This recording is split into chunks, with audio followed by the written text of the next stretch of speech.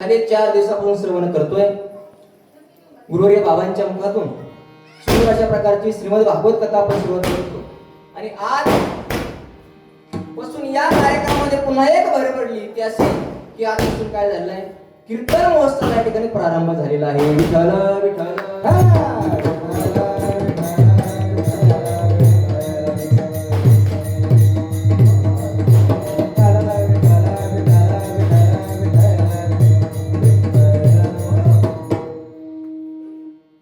आपण जर बघितलं तर या सोळंकी परिवाराचं कौतुक करावं तेवढं कमी आहे. कारण बहुतांश लोक कार्यक्रम कमी करतात, म्हणजे 7 दिवस नाही 7 दिवस तर कमी करतात, 1 दिवस करतात. पण या कुटुंबाने 1 दिवसीय कार्यक्रमाचं विभाजन केलं आणि 7 दिवसामध्ये काय केलं, हा भक्ती महोत्सव या ठिकाणी संपन्न करताय. आज कीर्तन महोत्सवाला सुरुवात झालेली आहे, प्रथम दिवस आहे. आपण जर बघितलं तर माऊली ज्ञानोबा म्हणतात, आपल्या आईची पुण्यतिथी असेल, वर्ष श्राद्ध असेल, हे काय एक पर्वणी असते का. सोमसूर्या दे ग्रहणी येवनी करती पारावणी का माता पितरमरणी अंकित जो दिवस. हे एक आपल्याला भगवंताने दिले काही उत्सव साजरा करण्यासाठी एक आपल्या अंतःकरणामध्ये भाव दिला आहे की काय करा, हा भक्ती उत्सव तुम्ही साजरा करा. एक पर्वकाळ तुमच्या जीवनामध्ये तुम्ही काय करा, साधा.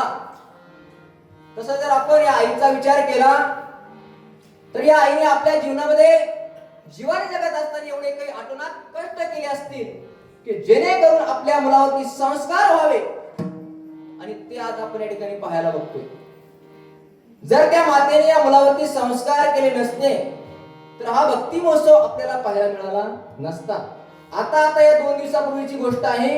सर्वजणांनी बघितले असेल, सोशल मीडियावर, इंस्टाग्रामवर असेल, अनेक माध्यमांमधून इंदोरची घटना सर्वांनी बघितली की ज्या माता माऊलीने आपल्या मुलाला एवढं काही शिकवलं की विदेशामध्ये त्याला एका वर्षाला 50 लाखाचं पॅकेज होतं. परंतु आई वडील मरून पडले तर पाण्यासाठी सुद्धा त्या घरामध्ये कोण नव्हतं.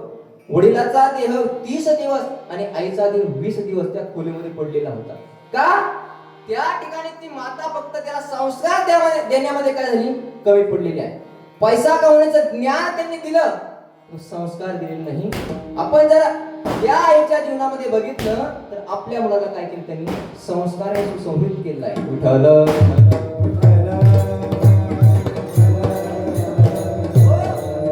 आणि त्या मातेचा हा उत्सव साजरा करणं म्हणजे आपल्या जीवनामध्ये पर्वणी आहे, पर्वकाळ आहे. ज्यांनी हा पर्वकाळ साधला, ज्यांच्या जीवनामध्ये हा पर्वकाळ साधला गेला, त्यांच्या जीवनाचं सोनं झाल्याशिवाय राहत नाही. बघा, पर्वकाळ अनेक प्रकारचे असतात, प्रत्येकाच्या जीवनामध्ये वेगवेगळ्या प्रकारचे पर्वकाळ आहे. तसं या सोळंकी परिवाराच्या जीवनामध्ये हा एक पर्वकाळ आहे. तसं आपण जर बघितलं तर असं म्हणतात की 96 वेळेस आपण आपल्या आई वडिलाच्या नावाने पात्र म्हणजे काय केलं पाहिजे, गट मांडला पाहिजे. परंतु प्रत्येकाला हे शक्य नाही 96 वेळेस करणं, म्हणून वर्षाला कमीत कमी 3दा तरी आपण काय करावं, पितराच्या नावाने घट मांडावा, अन्नदान करावं. पहिला पितृपक्षामध्ये, अक्षय तृतीयेला, आणि तिसरा म्हणजे या पुण्यस्मरणाच्या निमित्त आहे. ज्यांनी हा पर्वकाळ साधला अशांचं काय झालं, भलं झालेलं आहे. पर्वकाळ म्हणजे काय, साधला हा पर्वकाळ गेला अंतरीचा मळ. पर्वकाळ म्हणजे काय बघा, अनेक जण दृष्टांत सांगतात पर्वकाळाविषयी. पर्वकाळ कसा साधावा, पर्वकाळ साधल्यानंतर कसं आपल्या जीवनाचं सोनं होतं, कसं कल्याण होतं. एका गावामध्ये एक ज्योतिष राहायचा, त्या ज्योतिषाने अनेकाचं भलं करून दिलं, अनेकाचा काय साधला, पर्वकाळ साधून दिला. अनेकाला काय केलं, भविष्य पाहिलं किंवा त्याच्या जीवनामध्ये असलेले संकट काय केले, दूर केले. अनेकाचे पर्वकाळ साधल्यानंतर एक दिवस त्या पत्नीने विचारलं की बाबा, आपल्या घरातला सुद्धा पर्वकाळ साधा, आपलं काहीतरी कल्याण व्हावं, काहीतरी सुख आपल्याला प्राप्त व्हावं, असं काहीतरी करा. ते सांगितलं ठीक आहे. येणाऱ्या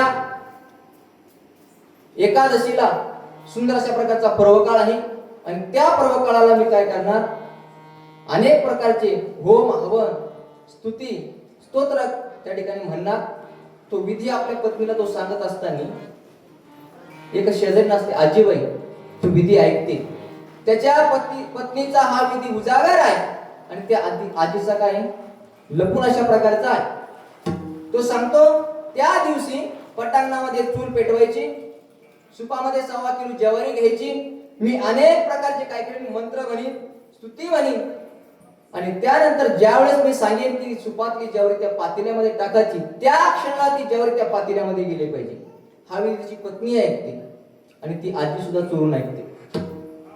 तो दिवस उजाडला. त्या दोघींनीही पटांगणामध्ये चुली पेटवल्या, उकळतं पाणी ठेवलंय, सुपामध्ये ज्वारी घेतली, त्यांनी अनेक प्रकारच्या स्तुती गायल्या, अनेक प्रकारच्या वेदाच्या ऋचा म्हटल्या.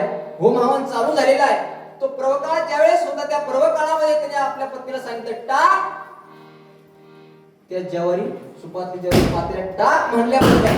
ती आजी बहिणी ज्वारी काय पातेल्यात टाकली.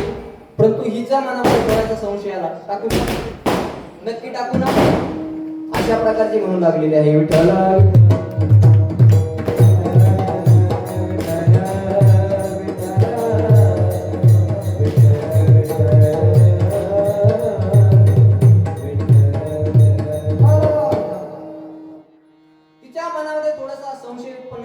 टाकू का, नक्की टाकू ना. तो मला टाक. आता माझ्या तोंडाकडे पाहते, ज्वारी पातेल्यामध्ये टाकली, पातेले झाकून ठेवले. दुसरा दिवस उगला. आजी सकाळी लवकर 4 वाजता उठलेली आहे, कारण पूर्वीच्या महिला लवकर उठायच्या, आताच्या महिला सांगत नाही. आमच्याकडे जास्त उठतात, इकडच्या मला बघितले नाही. तर ती माता माऊली सकाळी लवकर उठली. तिने बघितलं तर त्या पातेल्यामध्ये मोहरा झालेला आहे. तिने सांगितलं, विचार केला, ज्याच्या कृपेने आपल्या प्राप्त झाल्या त्याला काहीतरी दिलं पाहिजे. कारण आता समाज हा कृतज्ञ झालेला आहे. कृतज्ञता कोणत्या पशी राहिलेली नाही. आपण बघितलं फक्त पुस्तकामध्ये आता वाचायला भेटेल, पण तिने सांगितलं नाही, ज्याच्या कृपेने प्राप्त झालं त्याला दिली पाहिजे. माऊली ज्ञानोप्राण्यासाठी एक ओवीच खर्च घातली. माऊली म्हणतात, जेथीची कृपा लागे ओरू, ते तिचे म्हणे विचारू, मी काय भस्मासुरू अर्जुन म्हणे. बघा, त्या भस्मासुराने काय केलं, श्रावण महिन्यामध्ये एवढी काही भगवान शंकराची साधना केली, एवढी साधना केली की भगवान शंकर प्रसन्न झाले. भगवान शंकर म्हणले, ओरम डोई, तुला मी वर दिला. तू म्हणला मला विश्वासच नाही का, एवढ्या लवकर कोणी प्रसन्न होत नाही म्हणले. भगवान शंकर म्हणले, बाबा आपल्याकडे कसं आहे, गिराईक आलं फाईल त्या टेबल ह्या टेबल आली की आपण लगेच सही मारतो. आपल्याकडे असा गिसगिस कार्यक्रम नाही, टेबला खाली द्या, वरून द्या, नंतर सही करतो, अजिबात नाही म्हणले. लगेच फाईल सही. की मला माझा भरोसा बसत नाही. भगवान शंकर म्हणले, सोनू असं म्हणले नाही त्यावेळेस. पण भगवान शंकर म्हणले, वर दिला, तू काय कर, तुझ्या दुश्मनाच्या डोक्यात ठेवून बघ. तू भस्मासुरच, तू म्हणला की तो दुश्मन आहे. त्याने लगेच भगवान शंकराच्या डोक्यावर हात ठेवण्यासाठी सज्ज झाला. मला पुढचा प्रसंग सांगायच नाही की मोहिनी अवतार झाला, कसा कसा त्याचा वध झाला. मला हे सांगायचं आहे, ज्याच्या कृपेने प्राप्त झालं लोक काय करतात, त्या ठिकाणीच वर्तणूक करतात. तस ती आजी म्हणली नाही, ज्याच्या कृपेने प्राप्त झाले ना त्याला आपण काहीतरी यातलं दिलं पाहिजे. आपलं आयुष्य थोडं आहे. त्या आजीने थोड्याशा मोहरा घेतल्या, उरलेल्या मोहरा घेऊन त्या ज्योतिषाच्या घरी गेलेली आहे. आणि ज्यावेळेस त्या ज्योतिषाच्या घरी गेली आणि सांगितलं, बाबा या मोहरा तुमच्या कृपेने मला प्राप्त झालेल्या आहे. तिची पत्नी म्हणजे आम्हाला लागत नाही. तीही उठली, जाऊन आपलं पातेलं बघितलं तर पातेल्यामध्ये मोहरा नव्हत्या. काय झाल्या होत्या, घुगऱ्या झाल्या होत्या. घुगऱ्या का झाल्या होत्या घुगऱ्या, कारण त्या ठिकाणी जो पर्वकाळ होता तो पर्वकाळ चुकला. त्या आजीने तो पर्वकाळ साधला, काय झालं, मोहरा झाल्या. आणि हिने पर्वकाळ साधला नाही तर काय झालं, घुगऱ्या झाल्या. म्हणजे ज्याने पर्वकाळ साधला हे जीवनाचं कल्याण झाल्याशिवाय राहत नाही. तसं या सोळुंके परिवारानं या पुण्यतिथीच्या महोत्सवाने हा काय साधलेला आहे, पर्वकाळ साधलेला आहे. विठ्ठल विठ्ठल विठ्ठल.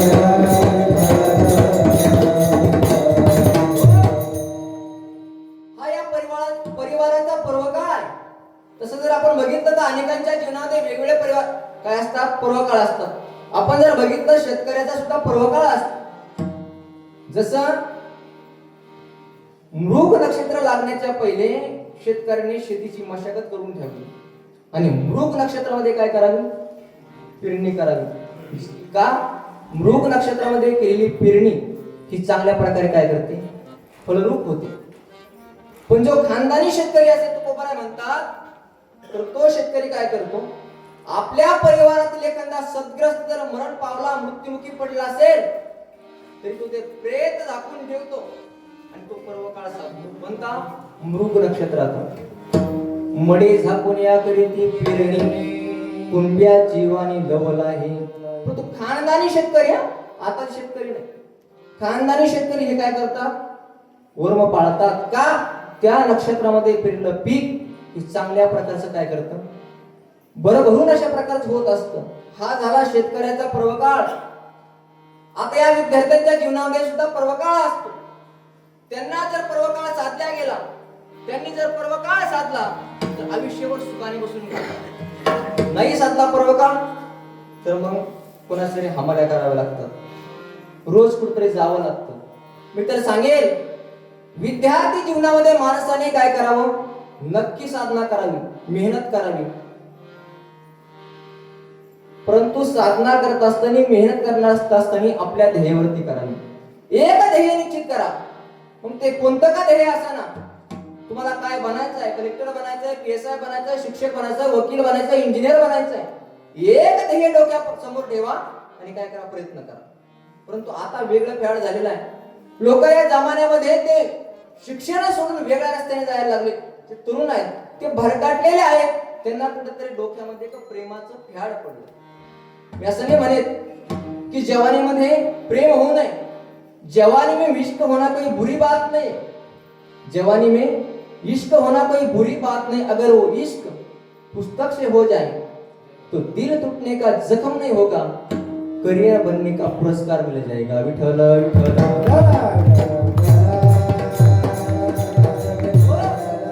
म्हणून विद्यार्थ्यांनी आपल्या जीवनामध्ये हे ध्येय डोळ्यासमोर ठेवून काय करावं? अभ्यास करावा.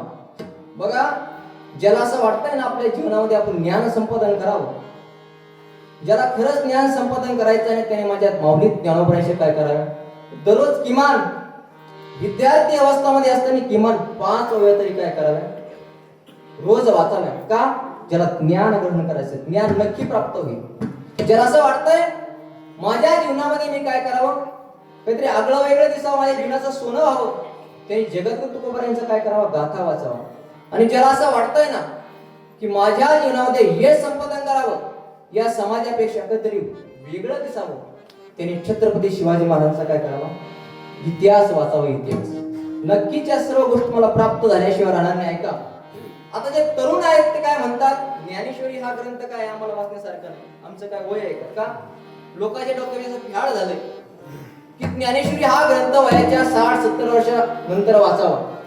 परंतु हा ज्ञानेश्वरी ग्रंथ तरुणांचा आहे.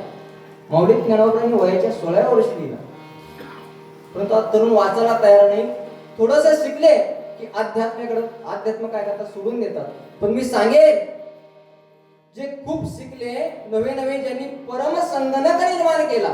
बघा, ज्यावेळेस भारताने अमेरिकेला परमसंगणक मागितला, त्यावेळेस अमेरिकेने परमसंगणक भारताला देण्यासाठी नकार दिला. तुम्हाला काय करायचं आहे?